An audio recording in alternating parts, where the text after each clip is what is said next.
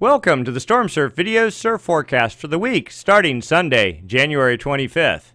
First up, we take a look at significant wave heights for the North Pacific Ocean. Notice an area, 28-foot seas pushing over the dateline. This from a gale previously pushing off the Kuril Islands. This is the only area of significant wave development in the North Pacific Ocean currently. Let's dive into the details. First up, we take a look at the jet stream. These are winds up about 30,000 feet. They help support the formation of storms, and when those storms do form, help direct their path.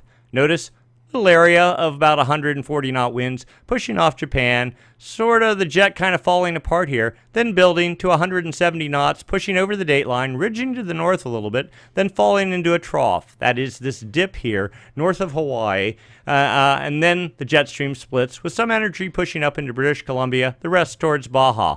It is this dip here or trough that helps support low pressure at the ocean's surface. It creates counterclockwise flow aloft, and that works its way down to the surface, and that is the classical gale or storm signature. Anyway, so this is the big area, or the only area, of support for gale development in the North Pacific Ocean. A little bit perhaps here, but this really isn't a trough. It's just nothing really. Anyway, let's put this into motion, see what's going on. As we roll into Monday, the trough basically disintegrates. It pinches off. The split continues. The U.S. West Coast continues basically blocked by high pressure. And we notice the split here in the jet stream. Notice energy starting to pull off from the jet, push to the north. We'll put this into motion. It continues to build, pushing the whole way up into the Bering Sea by Wednesday. But notice what this also does is it sends winds pushing back south and creates yet another trough here in the Gulf of Alaska.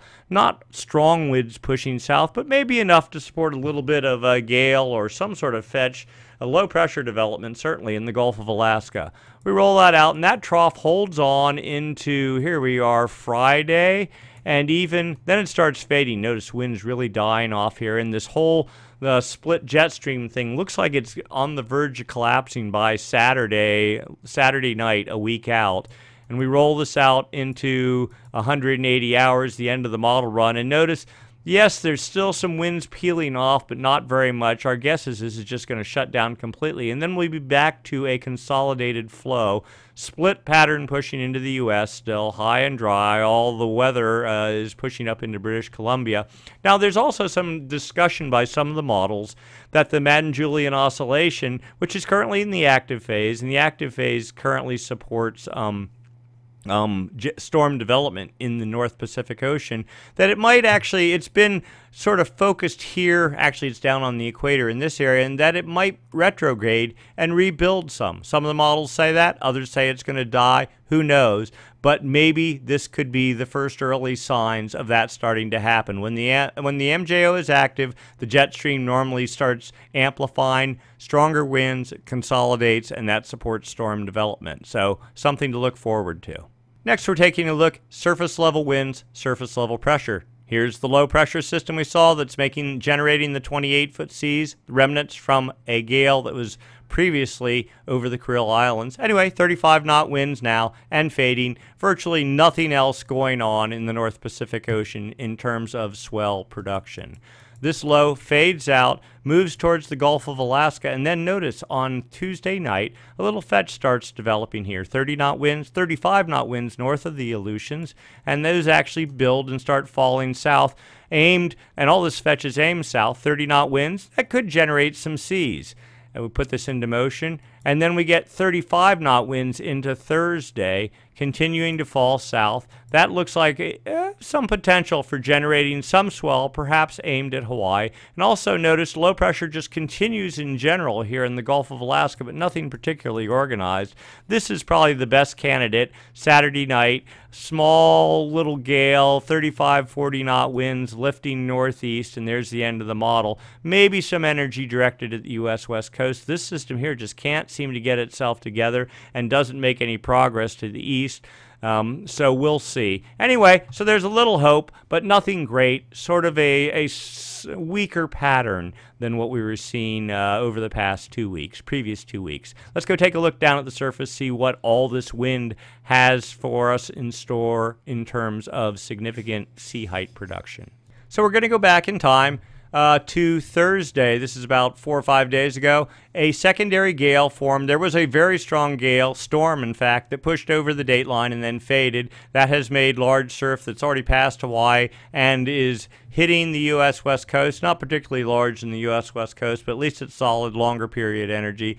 And that's working its way down now. But this system has created yet another swell that should be arriving on the U.S. West Coast on Monday, and it's already past Hawaii and is on its way down there. Anyway, that system faded out, and then on Saturday, a new system formed off of North Japan, Kuril Islands, 37-foot seas, and those are relative to Northern California about the 296, 297 degree path, and then relative to Hawaii on the, here we go.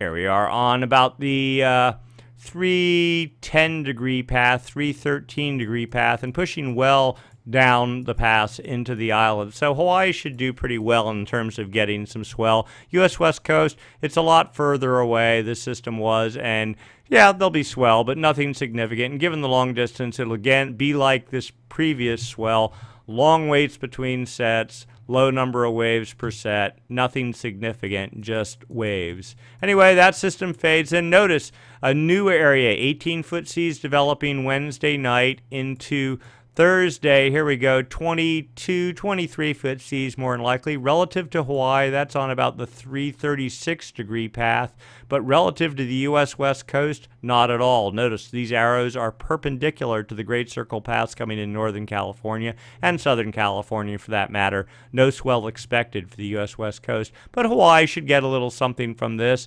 Notice it's not a strong system, but it pushes reasonably close to the islands, not exactly down the Great Circle Pass, but good for sideband energy at a minimum. Anyway, roll this out into beyond, and notice then another little system here forms on Sunday. So we're a week out, confidence that extremely low, 280 degree path to Northern California, 287 to Southern California, and lifting northeast. Maybe good for a little bit of swell if it forms, and that would be a day or two into a week out. So we're talking 10 days at least. So that's kind of it for significant seas. So we've broken the forecast now into two pieces. We're trying to separate the El Nino MJO forecast from just the straight short-term forecast that talk about wind and seas and jet stream and all that sort of stuff. So we'll post this up on the site, and then you can take your pick what you want to see. Regardless, we'll do the same thing next week, same time, same channel. Thanks for watching.